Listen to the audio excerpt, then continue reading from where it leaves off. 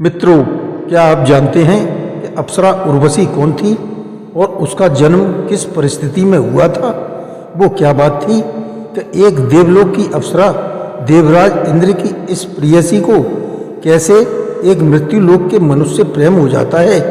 क्या यह एक मजबूरी थी या एक अप्सरा की हवस जिसके कारण उसने एक मनुष्य को चुना, किसी देव को नहीं? वो सौभाग्यशाली मनुष्य कौन था जिसकी वीरता पर उर्वशी मुग्ध हो गई थी? इससे आगे की कहानी जानने के लिए बने रहें हमारे साथ इस कथानक के अंत तक और सब्सक्राइब कमेंट करके बेल आइकन दबाना न भूलें व शेयर अवश्य करें। धन्यवाद। नमस्कार, मैं रणबीर सिंह लोटस एंटरटेनमेंट में आपका हार्दिक स्वागत करता हूं। मित्रों, बहुत समय पहले की बात है।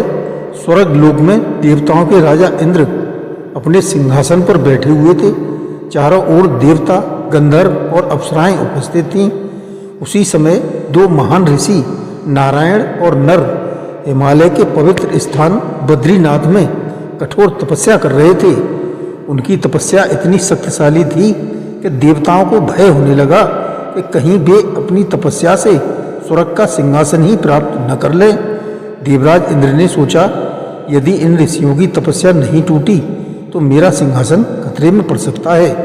इंद्र ने तुरंत स्वर्ग की सुंदर अप्सराओं रंभा, मेनका और तिलोत्तमा को बुलाया और आदेश दिया, जाओ उन ऋषियों की तपस्या को भंग कर दो। अप्सराएं अत्यंत सुंदर थीं, वे नृत्य और संगीत में निपुण थीं। उन्हें विश्वास था कि उनकी सुंदरता के सामने कोई भी तपस्वी टिक नहीं सकता। अप्सराएं हिमालय पहुंची। वहां उन्होंने मधुर संगीत और मोहक नृत्य शुरू किया। वातावरण सुगंध और संगीत से भर गया। लेकिन आश्चर्य, ऋषि नारायण की आंखें नहीं खुली। उनकी तपस्या अडिग रही। तब ऋषि नारायण ने अपनी शक्ति दिखाने के लिए अपनी जांघ यानी उरु से एक दिव्य प्रकाश उत्पन्न किया। उस प्रकाश से एक अद्भुत सुंदर स्त्री प्रकट हुई, इतनी सुंदर कि स्वर्ग की सभी अप्सराएं भी उसके सामने फीकी लगने लगीं। ऋषि ने कहा, यह उर्वशी है, मेरी शक्ति से उत्पन्न सबसे सुंदर अप्सरा। उर्वशी का नाम इसी कारण पड़ा, उरु यानी जांघ से उत्पन्न होने वाली। अप्सराएं यह देखकर लज्जित हो गईं और तुरंत इंद्र के पास लौट गईं। जब उर्वशी इंद्रलोक पहुंची तो पूरे स्वर्ग में उत्सव मनाया गया। देवताओं ने उसका भव्य स्वागत किया। उर्वशी की सुंदरता, नृत्य और संगीत की कला इतनी अद्भुत थी कि हर कोई उसे देखने और सुनने के लिए उत्सुक रहता था। धीरे धीरे उर्वशी स्वर्ग की सबसे प्रिय अप्सरा बन गई। वह हर उत्सव और सभा की शोभा बढ़ाती थी। लेकिन उसी समय पृथ्वी पर एक वीर और धर्मात्मा राजा का जन्म हुआ, राजा पुरूरवा। यह बहुत पराक्रमी, न्यायप्रिय और अत्यंत सुंदर थे और यहीं से शुरू होने वाली थी एक ऐसी प्रेम कहानी जो स्वर्ग और पृथ्वी दोनों लोकों में अमर हो गई। एक दिन इंद्रलोक में नृत्य करते समय उर्वशी की दृष्टि अचानक पृथ्वी की ओर पड़ी। उसे एक वीर राजा दिखाई दिया जिसकी आंखों में साहस और दिल में करुणा थी। उर्वशी का हृदय पहली बार तेजी से धड़कने लगा। उसे खुद भी समझ में नहीं आया कि यह क्या भावना है। क्या यह केवल जिज्ञासा थी या कुछ और गहरा? क्या उर्वशी सच में उस राजा से प्रेम करने लगेगी? क्या स्वर्ग की अप्सरा और पृथ्वी का राजा एक हो पाएंगे या उनके प्रेम के रास्ते में देवताओं की कोई बड़ी परीक्षा आने वाली है? जिस क्षण उर्वशी ने पहली बार पृथ्वी के वीर राजा पुरूरवा को देखा, उस क्षण उनके हृदय में एक अनजानी भावना जाग उठी। स्वर्ग की अप्सरा जिसने कभी किसी के लिए प्रेम महसूस नहीं किया था, अब मनुष्य के बारे में सोचने लगी थी। क्या यह प्रेम था या नियति का कोई रहस्यमय खेल? इंद्रलोक में दिन बीतते गए, लेकिन उर्वशी का मन अब पहले जैसा नहीं रहा। वह जब भी नृत्य करती, उसकी आंखें अनायास ही पृथ्वी की ओर चली जाती। उसे बार बार वही वीर राजा दिखाई देता, राजा पुरूरवा। वह एक न्यायप्रिय और साहसी शासक थे। उनकी प्रजा उनसे बहुत प्रेम करती थी। उर्वशी के मन में प्रश्न उठने लगे, यह मनुष्य इतना विशेष क्यों लगता है? मैं उसे देखे बिना क्यों बेचैन हो जाती हूँ? धीरे धीरे यह जिज्ञासा गहरे स्नेह में बदलने लगी। एक दिन इंद्रलोक में अचानक हलचल मच गई। कुछ दानव यानी राक्षस स्वर्ग की सीमाओं के पास आ गए थे और उन्होंने कई अप्सराओं को परेशान करना शुरू कर दिया। उसी समय उर्वशी अपनी सहेलियों के साथ एक वन में घूम रही थी। अचानक कुछ दानव वहां पहुंचे और उन्होंने उर्वशी को पकड़ने की कोशिश की। उर्वशी डर गई और सहायता के लिए पुकार उठी। उसकी पुकार इतनी तेज थी कि वह आवाज़ पृथ्वी तक पहुंच गई। उसी समय राजा पुरूरवा अपने सैनिकों के साथ शिकार पर निकले हुए थे। उन्होंने जब एक स्त्री की आवाज़ सुनी तो तुरंत उसी दिशा में दौड़ पड़े। राजा पुरूरवा वहां पहुंचे और देखा कि कुछ दानव एक सुंदर स्त्री को घेर कर खड़े हैं। राजा ने बिना देर किए अपनी तलवार निकाली और दानवों से युद्ध शुरू कर दिया। युद्ध बहुत कठिन था, लेकिन राजा की वीरता के सामने दानव टिक नहीं पाए। आखिर वे हार कर भाग गए। उर्वशी ने पहली बार राजा को अपने सामने देखा। उनको आंखों में साहस और दया दोनों थे। राजा ने विनम्रता से पूछा, देवी आप कौन हैं और यहाँ कैसे आ गईं? उर्वशी ने धीरे से उत्तर दिया, मैं स्वर्ग की अप्सरा हूँ। आपने आज मेरी जान बचाई है, इसके लिए मैं सदा आपकी आभारी रहूँगी। दोनों की आंखें एक दूसरे से मिली और उसी क्षण उनके दिलों में एक नया संबंध जन्म ले चुका था। उस दिन के बाद उर्वशी बार बार पृथ्वी पर आने लगी। वह राजा से मिलने के बहाने ढूंढती रहती थी। राजा भी अब उर्वशी के बिना अधूरे महसूस करने लगे थे। वे घंटों उसके साथ बातें करते, संगीत, प्रकृति और जीवन के बारे में।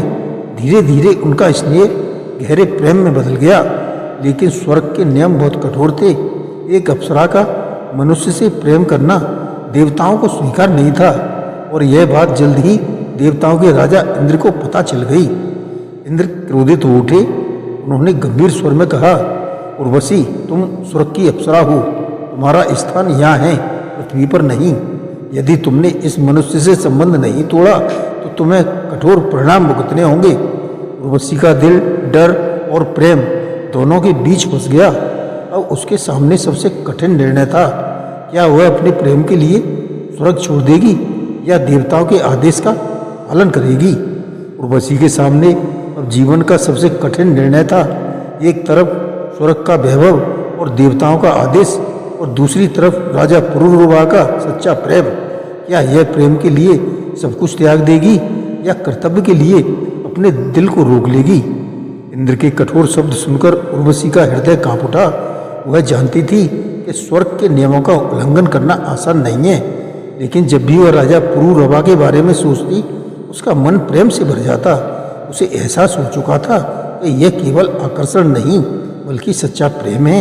उसी रात उर्वशी पृथ्वी पर आई और राजा से मिली। उसकी आंखों में चिंता और डर साफ दिखाई दे रहा था। राजा ने पूछा, उर्वशी आज तुम इतनी उदास क्यों हो? उर्वशी ने धीरे से सारी बात बता दी। इंद्र का आदेश, स्वर्ग के नियम और संभावित दंड।